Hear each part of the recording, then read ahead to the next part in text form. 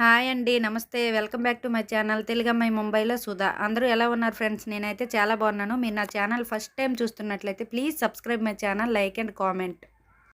మీకు ఈ వీడియో నచ్చినట్లయితే ఒక లైక్ ఇవ్వండి ఫ్రెండ్స్. మీరు లైక్ ఇవ్వడం వల్ల నా వీడియోస్ చాలా వరకు అందరికీ రీచ్ అవుతాయి కాబట్టి ప్లీజ్ లైక్ ద వీడియో. నేను ఈరోజు ఎంతో టేస్టీ అయిన చికెన్ బిర్యానీని కుక్కర్లోనే చాలా సింపుల్గా అండ్ ఈజీగా తయారు చేసుకోవచ్చు. దాన్ని ఏ విధంగా తయారు చేశానో మీరు కూడా నా స్టైల్లో తయారు చేస్తారని మీకు కూడా షేర్ చేసుకుంటున్నాను. ఇది వంట రాని వాళ్ళు కూడా, ఇంకా బ్యాచిలర్స్ కూడా చాలా సింపుల్గా ఇంట్లో ఉండే వాటితోనే చక్కగా చికెన్ బిర్యానీని తయారు చేసుకోవచ్చు. నా స్టైల్లో మీరు కూడా తయారు చేయండి, మీకు తప్పకుండా నచ్చుతుంది. బిర్యానీని తయారు చేయడం కోసం నేను ఇక్కడ పావు కిలో చికెన్ తీసుకున్నాను. చక్కగా క్లీన్ చేసి పెట్టుకొని అందులో చూపిస్తున్న విధంగా ఒక స్పూన్ కారాన్ని యాడ్ చేసుకున్నాను. మీరు కొంచెం కారం ఎక్కువగా తిన్నట్లయితే ఇంకొంచెం కారాన్ని కూడా యాడ్ చేసుకోవచ్చు. ఇలా కారం యాడ్ చేసుకున్న తర్వాత కొంచెం గరం మసాలాను కూడా యాడ్ చేసుకోవాలి. గరం మసాలా మరీ ఎక్కువగా వేస్తే ఘాటుగా ఉంటుంది కాబట్టి నేను ఒక స్పూనే వేసుకున్నాను. తర్వాత బిర్యానీ మసాలా ఉంటుంది కదా, దాన్ని కూడా ఒక స్పూన్ యాడ్ చేసుకున్నాను. ఇలా బిర్యానీ మసాలా యాడ్ చేసుకున్న తర్వాత చూపిస్తున్న విధంగా కొంచెం పసుపును కూడా యాడ్ చేసుకోవాలి. తర్వాత కొంచెం ధనియా పౌడర్ని కూడా యాడ్ చేసుకోవాలి. ధనియా పౌడర్ అనేది నేను ఇక్కడ కొంచెంగానే వేసాను. చికెన్ మసాలాను కూడా యాడ్ చేసుకోవాలి. తర్వాత కొంచెం సాల్ట్ని కూడా యాడ్ చేసుకోవాలి. సాల్ట్ని కూడా యాడ్ చేసుకున్న తర్వాత కొంచెం చూపిస్తున్న విధంగా ఆయిల్ని కూడా ఒక స్పూన్ ఆయిల్ని యాడ్ చేసుకోవాలి. ఇలా ఆయిల్ని కూడా యాడ్ చేసుకున్న తర్వాత ఒక నిమ్మ చెక్కను కూడా చక్కగా పిక్కల్ని తీసుకొని పిండుకోవాలి. ఇలా పిండిన తర్వాత వీటన్నింటికి చక్కగా ఈ చికెన్కి మసాలా పట్టే విధంగా చెయ్యిని చక్కగా క్లీన్ చేసుకొని నేను ఇక్కడ ముక్కలకి మసాలా పట్టే విధంగా కలుపుకుంటున్నాను. మీరు స్పూన్తో కూడా కలుపుకోవచ్చు, కానీ స్పూన్తో అయితే ముక్కలకు సరిగా మసాలా పట్టదు కాబట్టి ఇలా చేయితో కలుపుకుంటేనే బాగుంటుంది. ఇలా చక్కగా మసాలాలన్నీ చికెన్కి పట్టే విధంగా కలుపుకోవాలి. ఇలా కలుపుకున్న తర్వాత ముందుగా ఈ మసాలాలన్నీ పట్టే విధంగా ఒకసారి బాగా కలుపుకొని అందులో చూపిస్తున్న విధంగా కొంచెం పెరుగును కూడా యాడ్ చేసుకోవాలి. పెరుగు మరీ పుల్లగా ఉన్నది కాకుండా కొంచెం ఫ్రెష్గా ఉన్న పెరుగుని యాడ్ చేసుకోవడం వలన బిర్యానీ అనేది టేస్ట్ చాలా బాగుంటుంది కాబట్టి పెరుగును కూడా యాడ్ చేసుకొని ఇలా చక్కగా చికెన్ ముక్కలకు పట్టే విధంగా మసాలాలన్నీ పెరుగులో కలిసే విధంగా చక్కగా కలుపుకోవాలి. ఇలా చూపిస్తున్న విధంగా కలుపుకున్న తర్వాత ఒక హాఫ్ అన్ అవర్ పాటు పక్కన పెట్టుకోవాలి. టైం లేకపోతే ఒక 15 మినిట్స్ అయినా పక్కన పెట్టుకుంటే చికెన్ అనేది చాలా టేస్టీగా ఉంటుంది. తర్వాత స్టవ్ ఆన్ చేసుకొని స్టవ్ పైన కుక్కర్ని పెట్టుకోవాలి.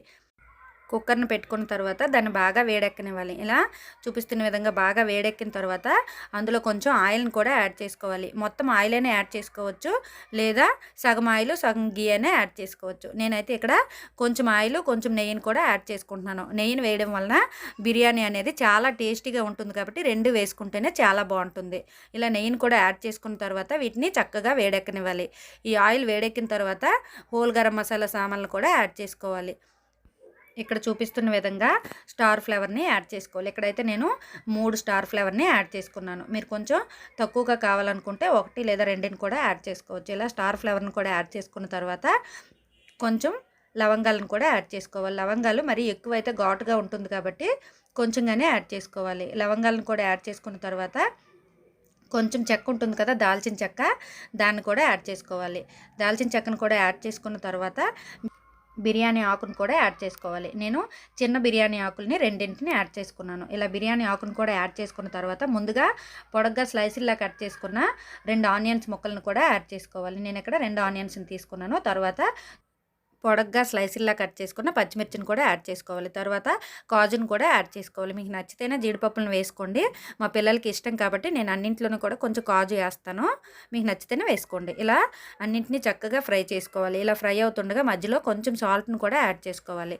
సాల్ట్ని యాడ్ చేయడం వలన ఆనియన్స్ అనేవి చాలా తొందరగా ఫ్రై అవుతాయి కాబట్టి నేను ఎప్పుడు కూడా ఆనియన్స్ వేసేటప్పుడే సాల్ట్ని కూడా యాడ్ చేసుకుంటాను. ఇలా సాల్ట్ని కూడా యాడ్ చేసుకొని చక్కగా వీటిని కలుపుకోవాలి. కలుపుకున్న తర్వాత ఎప్పుడైనా బిర్యానీకి కొంచెం బాగా బ్రౌన్ కలర్ వచ్చే వరకు ఆనియన్స్ ఫ్రై చేస్తేనే బిర్యానీ అనేది చాలా టేస్ట్గా ఉంటుంది. ఇలా చక్కగా కలుపుకుంటూ మధ్య మధ్యలో చెక్ చేసుకొని బ్రౌన్ కలర్ వచ్చే విధంగా ఫ్రై చేసుకోవాలి. ఇలా ఫ్రై అయిన తర్వాత అందులో కొంచెం అల్లం వెల్లుల్లి పేస్ట్ని కూడా యాడ్ చేసుకోవాలి. అల్లం వెల్లుల్లి పేస్ట్ని యాడ్ చేసుకొని చక్కగా కలుపుకోవాలి.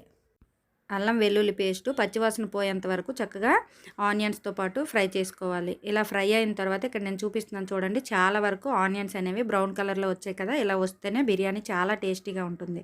ఇలా ఫ్రై చేసుకున్న తర్వాత ముందుగా మనము కలిపి పెట్టుకున్న చికెన్ కూడా ఇందులో యాడ్ చేసుకోవాలి. మసాలాలన్నీ కలిపి పెట్టుకొని పక్కన పెట్టుకున్నాం కదా, ఆ చికెన్ కూడా ఆనియన్స్లో యాడ్ చేసుకోవాలి. ఇలా యాడ్ చేసుకొని ఒక 10 నిమిషాల పాటు చక్కగా అందులో ఉన్న వాటర్ అంతా ఇంకే వరకు ఫ్రై చేసుకోవాలి. ఇలా ఫ్రై చేసుకోవడం వలన బిర్యానీ అనేది చాలా టేస్టీగా ఉంటుంది. కలుపుతూ ఫ్రై చేసుకోవాలి. చక్కగా ఫ్రై అయిన తర్వాత ముందుగా మనము ఎన్ని గ్లాసులైతే రైస్‌ని వేసుకుంటామో అదే గ్లాస్‌తో వాటర్‌ని కూడా కొలుచుకోవాలి. రైస్‌ని చక్కగా క్లీన్ చేసి పెట్టుకొని మనం రెగ్యులర్‌గా ఏ బియ్యాన్ని అయితే వాడతామో అదే బియ్యంతో నేను బిర్యానీ తయారు చేసుకుంటాను.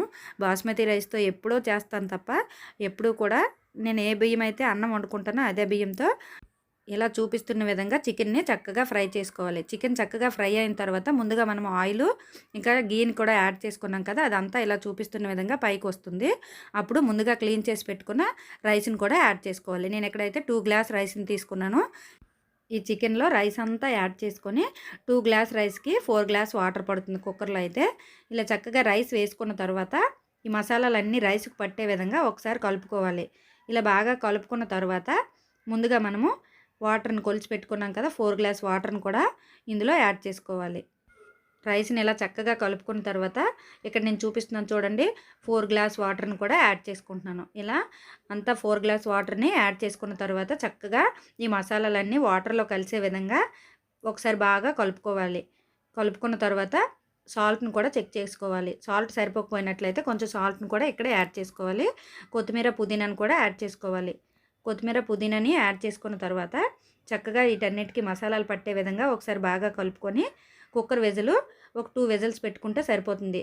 చాలా టేస్టీ యమ్మీ యమ్మీ చికెన్ బిర్యానీ అనేది కుక్కర్‌లోనే చాలా ఈజీగా రెడీ అయిపోతుంది. ఇలా ఒకసారి తయారు చేయండి. చాలా టేస్టీగా ఉంటుంది. వంట రాని వాళ్ళు ఇంకా బ్యాచిలర్స్ కొత్తగా పెళ్ళైన వారు ఎవరైనా కూడా ఈ స్టైల్‌లో ఒకసారి తయారు చేశారంటే తప్పకుండా మీ అందరికీ తప్పకుండా నచ్చుతుంది. ఎప్పుడు దీన్నే తయారు చేసుకుంటారు. ఇక్కడ నేను ప్లేట్‌లో వేస్తున్నాను చూడండి. మెతుకు మెతుకు అంటుకోకుండా ఎంత చక్కగా దమ్ బిర్యానీలా ఉంది కదా! ఒకసారి మీరు కూడా నా స్టైల్‌లో తయారు చేయండి. తప్పకుండా మీ అందరికీ నచ్చుతుంది. Thank you for watching. Please subscribe my channel, like and comment. ఈ వీడియో మీకు కూడా నచ్చినట్లయితే కంపల్సరీగా ఒక లైక్ ఇవ్వండి ఫ్రెండ్స్.